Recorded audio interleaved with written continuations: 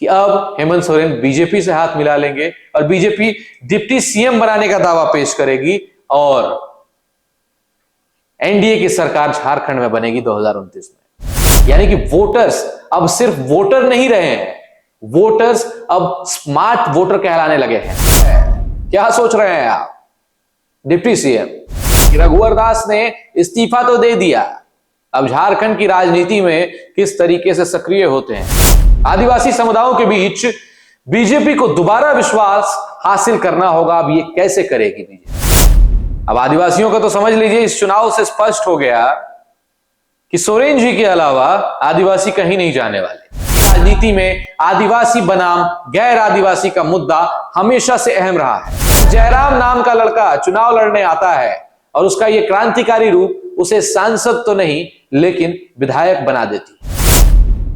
कहीं जेएमएम को यह तो नहीं लगने लगा है कि उसे कांग्रेस की जरूरत ही नहीं है, क्योंकि हेमंत सोरेन से हाथ मिलाना भी इतना आसान नहीं है। झारखंड बीजेपी में पहले से मौजूद नेताओं के साथ उनका तालमेल कैसा रहता है? नमस्कार, झारखंड की सियासत में एक बार फिर से हलचल तेज है। मैं प्रियांशु झा आपके बीच आया हूं आपको समझाने कि रघुवर दास ने इस्तीफा तो दे दिया, अब झारखंड की राजनीति में किस तरीके से सक्रिय होते हैं।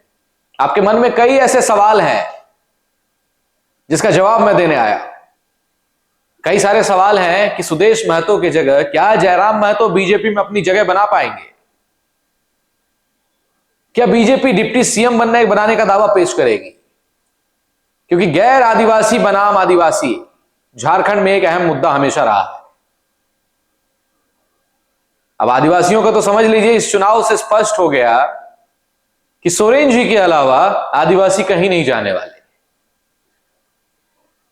और गैर आदिवासियों की बात करें तो 2014 से 2019 तक गैर आदिवासी मुख्यमंत्री यानी कि रघुवर दास सीएम रहे और गैर आदिवासियों को और आदिवासियों को एकजुट करने का काम किया था।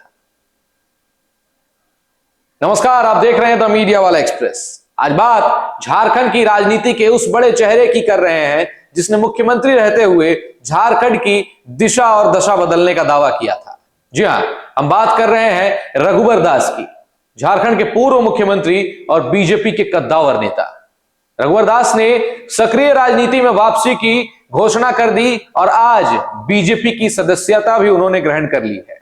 आपको बता दें, रघुवर दास ने बोला है कि मैं सीएम हूं और हमेशा सीएम रहूंगा। इसके कई सारे मतलब निकलते हैं, कई सारे मायने निकलते हैं, लेकिन इस सीएम का अर्थ क्या है यह भी हम आपको आगे वीडियो में बताएंगे। बने रहिए हमारे साथ। जनता का नेता बनने का दावा किया है रघुवर दास ने। क्या रघुवर दास की वापसी से झारखंड में बीजेपी को नया जोश मिल पाएगा? खबर यह है कि 10 जनवरी यानी कि आज से इस नई पारी की शुरुआत होगी और अब हो चुकी है। रघुवर दास ने सदस्यता ग्रहण कर ली है। तो सबसे पहले बात करते हैं रघुवर दास के बड़े ऐलान की।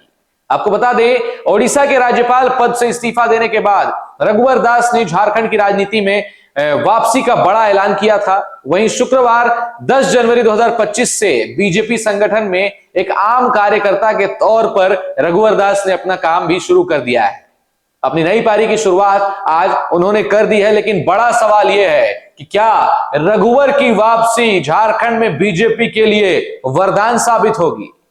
क्योंकि पत्रकारों से बात करते समय रघुवर दास ने कुछ ऐसा कह डाला है जिसके कई मतलब निकल कर आते हैं। पहले तो आप ये समझिए कि आखिर उन्होंने क्या कह दिया है। दरअसल जब रघुवर रांची पहुंचे तब शहर उनके स्वागत में जुटा था। कार्यकर्ता पूरे जोश में थे और पत्रकारों से बातचीत करते समय रघुवर दास ने कुछ ऐसा कह डाला कि लोग दंग रह गए। स्वाभाविक है, मैं सीएम हूं और हमेशा सीएम रहूंगा, ये वो व्यक्ति कह रहा है जो पूर्व मुख्यमंत्री रह चुका है और उनकी सीट से उनकी बहू हाल ही में विधायक भी बनी है। प्लस सूत्रों के हवाले खबर यह है कि जयराम महतो भी रघुवर दास की इस पारी में उनके साथ शामिल होंगे। यानी कि एक ही चीज समझ आती है, सुदेश महतो को बीजेपी टाटा बाय बाय कर देगी।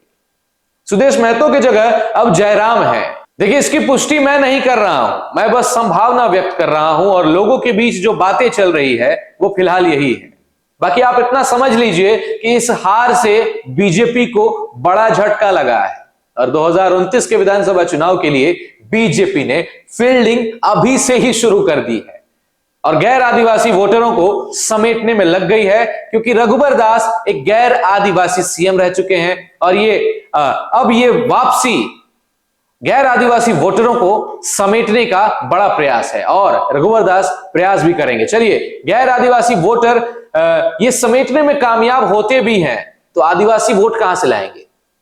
क्योंकि इतना कुछ होने के बाद आदिवासियों ने सोरेन जी को नहीं छोड़ा, मतलब साफ है। तो क्या सोच रहे हैं आप डिप्टी सीएम के बारे में? देखिए, हेमंत सोरेन से हाथ मिलाना इतना आसान नहीं है, क्योंकि इस बार जिस तरीके से जेएमएम ने जीत दर्ज की है, गठबंधन की सरकार बनाई है, जिस तरीके से बीजेपी को बड़ा झटका लगा है।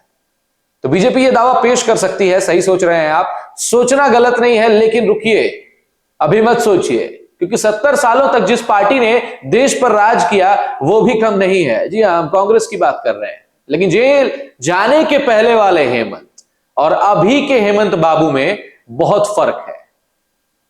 कहीं जेएमएम को यह तो नहीं लगने लगा है कि उसे कांग्रेस की जरूरत ही नहीं है। देखिए, अगर ऐसा है तो बिल्कुल सही सोच रहे हैं आप। देखिए, मेरा काम है आपको सच बताना, लेकिन अभी मैं आपके संदेह को स्पष्ट करने में लगा हूं, क्योंकि जनता के बीच यह संदेह है और ये बातें उठ रही है कि अब हेमंत सोरेन बीजेपी से हाथ मिला लेंगे और बीजेपी डिप्टी सीएम बनाने का दावा पेश करेगी और एनडीए की सरकार झारखंड में बनेगी 2029 में। लेकिन अभी दिल्ली दूर है जनाब, असमंजस में जनता है और इन लोगों ने आपको असमंजस में डाल दिया है। आप ही सोचिए, अचानक जयराम नाम का लड़का चुनाव लड़ने आता है और उसका यह क्रांतिकारी रूप उसे सांसद तो नहीं लेकिन विधायक बना देती है और आजसू पार्टी के लिए जेएलकेएम एक श्राप बनकर रह जाती है। चलिए, करेंगे इन मुद्दों पर भी बात और आपके हर सवाल का जवाब देंगे। फिलहाल ये समझिए कि 2029 विधानसभा चुनाव की तैयारियां अभी से जोरों पर है। खैर, रघुबर जी ने कह दिया है वो सीएम है और सीएम रहेंगे। अब कंफ्यूज मत होइएगा, क्योंकि उन्होंने कहा है कि सीएम यानी कॉमन मैन, एक ऐसा नेता जिससे जनता सीधे जुड़ सके। अब सवाल यह उठता है कि रघुबर दास की यह वापसी बीजेपी के लिए क्या मायने रखती है, क्योंकि 2014 से 2019 तक झारखंड के पहले गैर आदिवासी मुख्यमंत्री के तौर पर उन्होंने पार्टी को बड़ी जीत दिलाई थी। लेकिन 2019 में हार के बाद रघुबर दास पार्टी के अंदर और झारखंड के राजनीतिक परिदृश्य में क्या वही पकड़ बना पाएंगे? सबसे बड़ा सवाल यह है। चलिए, आपको संभावनाएं बता देते हैं कि क्या हो सकता है आखिर रघुबर के आने से। आपको बता दें, रघुबर दास की वापसी से झारखंड में बीजेपी का संगठनात्मक ढांचा मजबूत हो सकता है। वह लंबे समय से पार्टी के एक अनुभवी नेता भी रहे हैं। वहीं गैर आदिवासी वोटरों की बात करें तो उस पर भी प्रभाव पड़ सकता है। झारखंड की राजनीति में आदिवासी बनाम गैर आदिवासी का मुद्दा हमेशा से अहम रहा है।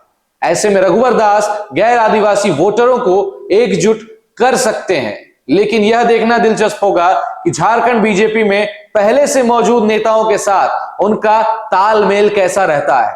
कहीं बाबूलाल की जगह तो नहीं ले लेंगे रघुबर? ये भी सवाल उठ रहे हैं। इसीलिए नेताओं के बीच तालमेल की बात की जा रही है, क्योंकि झारखंड में बीजेपी के हारने का एक ये भी फैक्टर रहा है। जो हारे हुए नेता हैं, मैं उनका नाम नहीं लूंगा, लेकिन उनसे खास बातचीत में मुझे ये पता चला कि वो भी बीजेपी से रुष्ट हैं, क्योंकि एक नेता ही दूसरे नेता को हराने में यहां पर लगा हुआ था चुनाव में। खैर, रघुबर दास का भाषण जो आपने सुना होगा तो आप समझ गए होंगे, स्पष्ट है कि रघुबर पूरे जोश में है। झारखंड में उनके सीएम जब सीएम रहे थे तब का उस समय के कार्यकाल का क्लिप आप देख लीजिएगा, वो जोश एक बार फिर से रघुबर दास के चेहरे पर नजर आ रहा है। ओडिशा के गवर्नर के रूप में उन्होंने काम किया, लेकिन अब अचानक से इस्तीफा देते हैं और झारखंड की राजनीति में सक्रिय हो जाते हैं। और ऐसे वक्त पर सक्रिय होते हैं जब अभी अभी सरकार का गठन हुआ है, अभी चुनाव खत्म हुआ है, बीजेपी को हार मिला, कांग्रेस और जेएमएम ने सरकार बनाई, लेकिन बीजेपी के लिए चुनौतियां अभी भी कम नहीं है।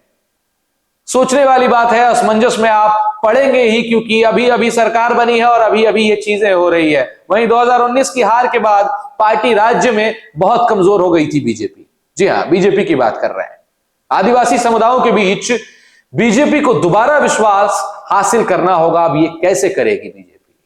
हेमंत सोरेन की सरकार के खिलाफ जनाधार खड़ा करना भी पार्टी के लिए आसान नहीं होगा, क्योंकि इससे मामला और गड़बड़ हो सकता है।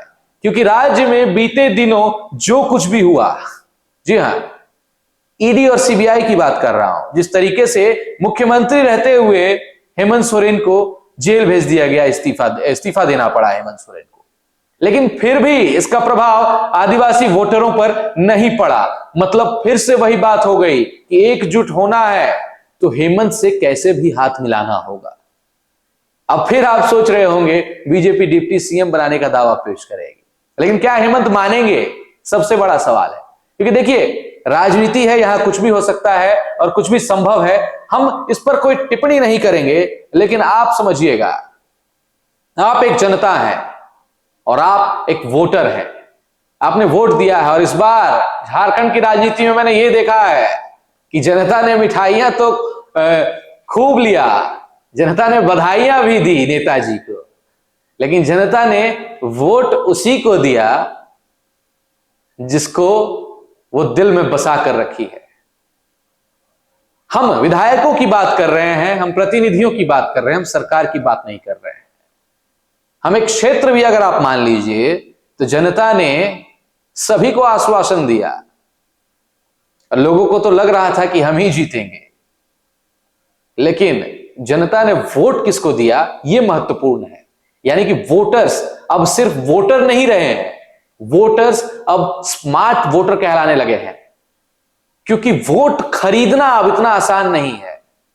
देखिए, जाहिर सी बात है, चुनाव में स्पष्ट रूप से क्या होता है यह आप भी जानते हैं, लेकिन अब जनता सजग हो गई है और किसी के इशारे पर नहीं चल सकती। जो जीतने का दावा पेश कर रहे थे वो हार चुके हैं। सोचिएगा, इस पर जरूर सोचिएगा। तो रघुवर दास की यह नई पारी बीजेपी के लिए कितना फायदेमंद साबित होगी और झारखंड की राजनीति में क्या क्या नए समीकरण होंगे, यह देखना दिलचस्प होगा। क्या वह झारखंड में बीजेपी को दोबारा सत्ता दिलाने की कड़ी में महत्वपूर्ण भूमिका निभा पाएंगे? हमारे साथ बने रहिए, क्योंकि राजनीति के हर पहलू पर आपकी नजर बनाए रखना हमारी जिम्मेदारी है। चलिए, पल पल की अपडेट्स इस पर हम आपको देते रहेंगे। तमाम छोटी बड़ी खबरों को देखने के लिए बने रहे हमारे साथ और देखते रहे द मीडिया वाला एक्सप्रेस।